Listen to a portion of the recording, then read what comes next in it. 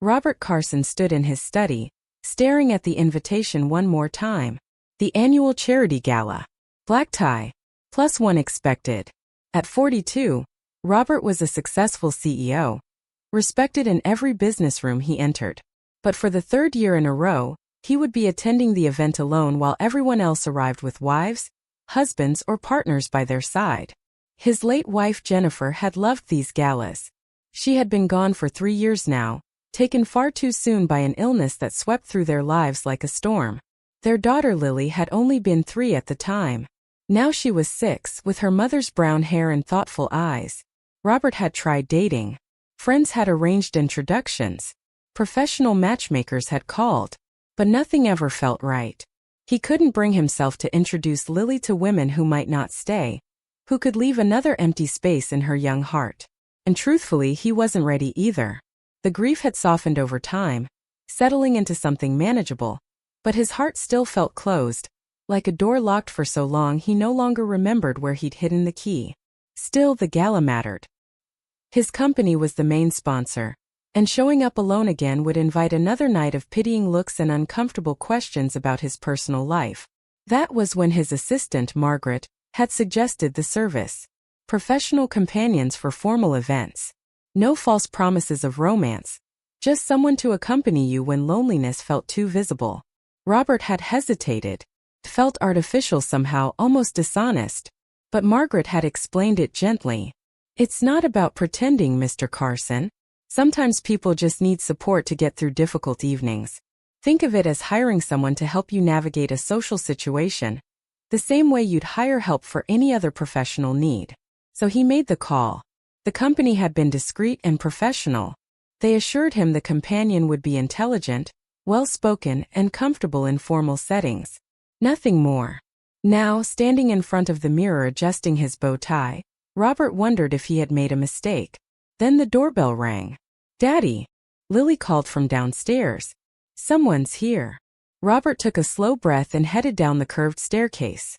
Evening sunlight poured through the tall windows, turning the marble entryway gold. At the bottom of the stairs stood Lily in her favorite pink dress, the one with the tulle skirt that made her feel like a princess. Small white bows sat neatly in her hair. And beside the doorway stood the woman from the service.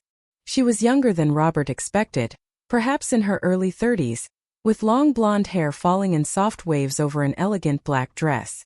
But what caught his attention most was her smile. Warm, genuine, the kind that couldn't be rehearsed. "You must be Lily," she said, crouching to the little girl's level. "I'm Claire. Your daddy asked me to go to a party with him tonight, and I have to say you look absolutely beautiful in that dress." Lily beamed instantly. "It's pink. That's my favorite color. What's yours?" Claire pretended to think carefully. "I've always loved blue, like the sky on a really clear day. But pink is wonderful too. Pink feels happy." Robert found himself standing there quietly, almost forgotten, watching the interaction unfold. There was something about the way Claire spoke to Lily. She wasn't talking down to her. She was truly speaking to her. It reminded him painfully of Jennifer. "I'm Robert," he said at last, stepping forward. "Thank you for coming." Claire stood and offered her hand. "Claire Morrison.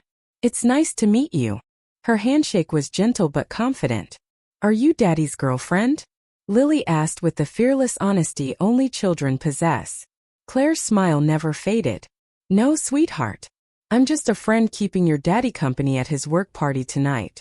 Grown-ups like having friends at parties too. Just like kids do at birthday parties." "Oh," Lily said thoughtfully. "That makes sense. Daddy doesn't have many friends anymore. Not since Mommy went to heaven." The words settled heavily into the room. Robert felt his throat tighten.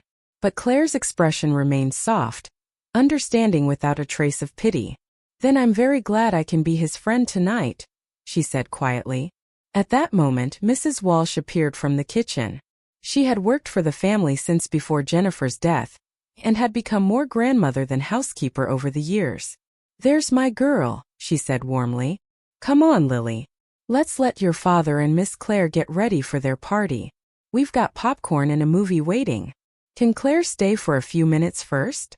Lily asked eagerly. "I want to show her my drawings." Robert almost said they needed to leave, but Claire glanced at him gently. "We have a little time," she said. A few minutes later, they found themselves sitting in Lily's playroom surrounded by crayons, stuffed animals, and the cheerful messiness of childhood. Lily proudly displayed her drawings. Flowers, houses, stick figure families.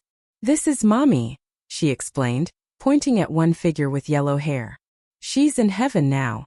And this is Daddy and me." Then she pointed to an empty space beside them. "And this is where someone new might go someday. But I don't know who yet." Robert's chest tightened painfully. Claire knelt beside Lily and studied the drawing seriously. "It's beautiful," she said softly. "And you know something? It's okay not to know yet.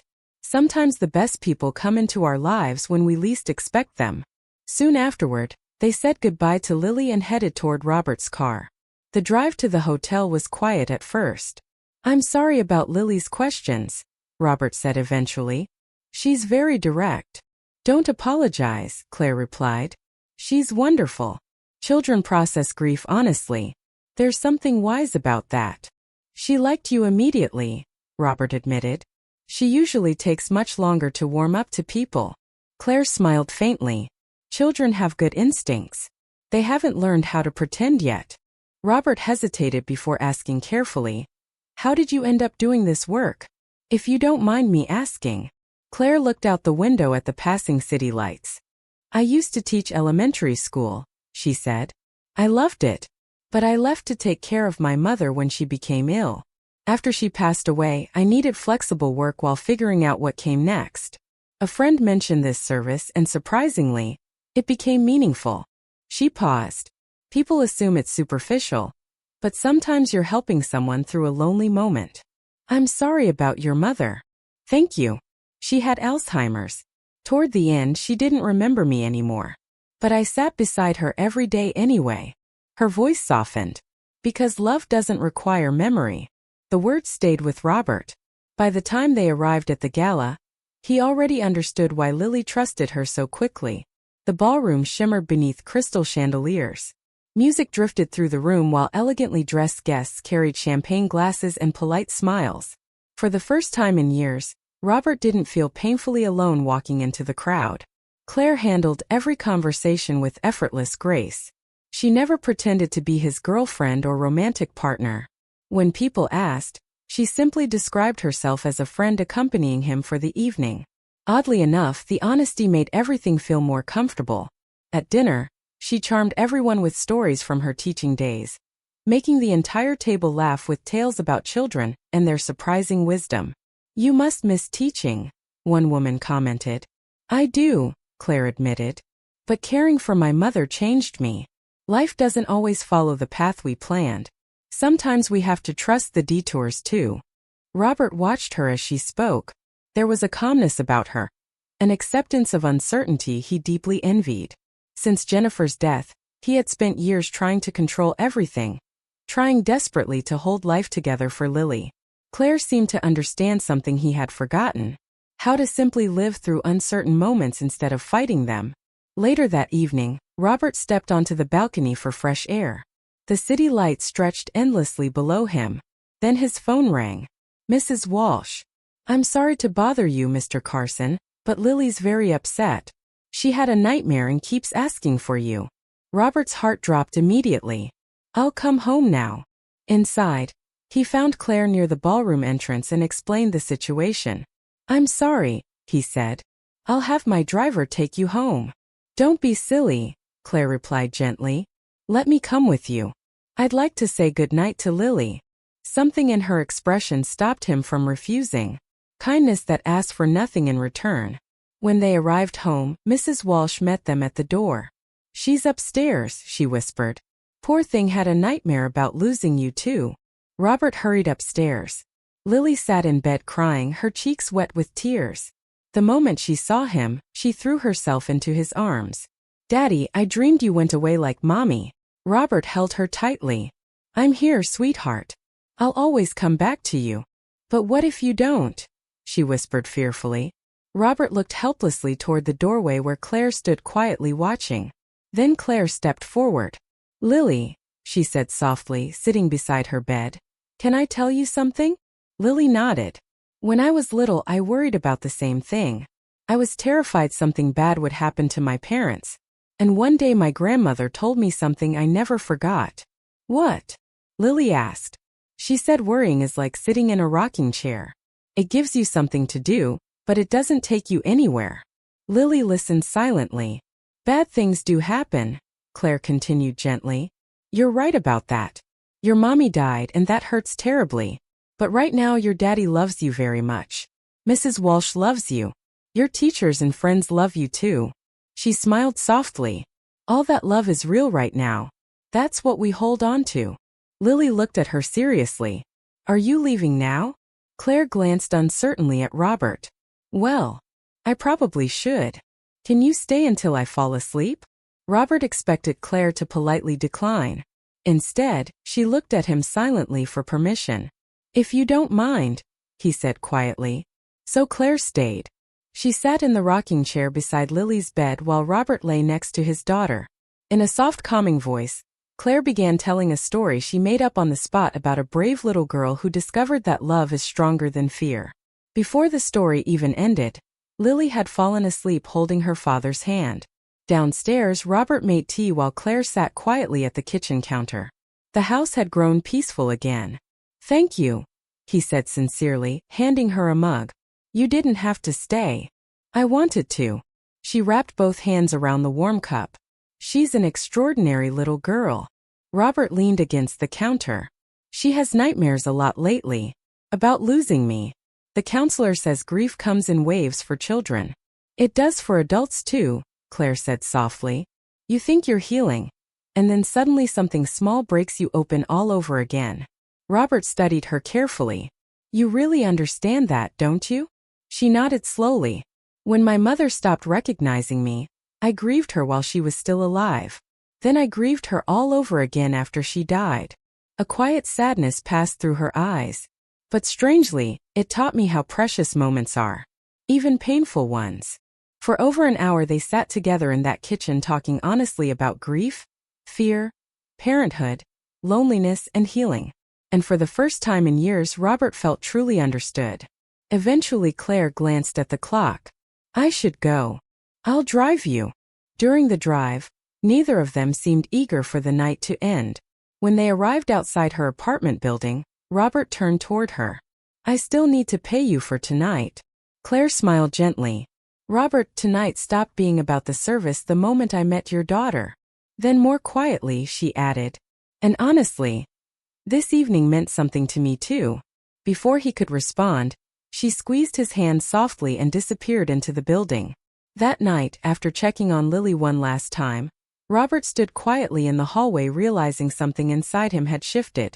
It felt as though a locked door in his heart had finally opened just a little. The next morning, Lily poked at her cereal before looking up hopefully. Daddy, can Claire come back? She's probably very busy, sweetheart. But I liked her.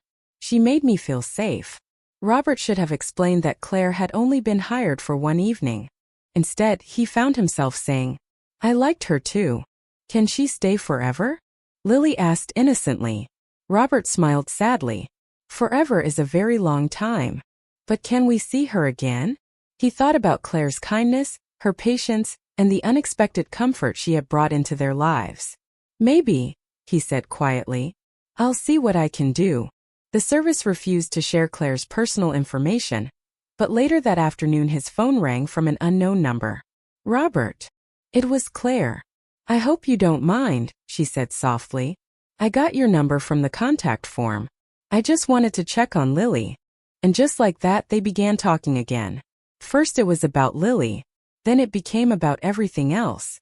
A museum visit turned into Saturday afternoons together. Claire and Lily painted, read stories and laughed around the house while Robert found excuses to stay nearby. Slowly, naturally, something beautiful began growing between them. Not rushed, not forced, just steady and real. They took things carefully for Lily's sake and for their own hearts. They went to dinner, took long walks, shared quiet conversations late into the evening. And little by little Robert realized he was falling in love again. One evening, nearly 6 months after the gala, Robert and Claire sat together on the back porch while Lily chased fireflies across the yard. "I need to tell you something," Robert said quietly. Claire turned toward him. "When I hired that service, I was just trying to survive one difficult night. I never imagined any of this." "Neither did I," Claire admitted softly. Robert looked at her for a long moment. "I think about you constantly. Your laugh, your kindness, the way you care for Lily. And honestly, it terrifies me." "Why?" "Because I know what it feels like to lose someone you love." Claire gently took his hand. "I can't promise life will never hurt us again," she whispered. "None of us can. But I can promise that I'm here now. And right now I care about you and Lily more than I ever expected to." She smiled softly through the evening light. "We can spend our lives fearing loss, or we can be grateful for the love we have while it's here." And for the first time since Jennifer's death, Robert realized he was finally ready to open his heart again.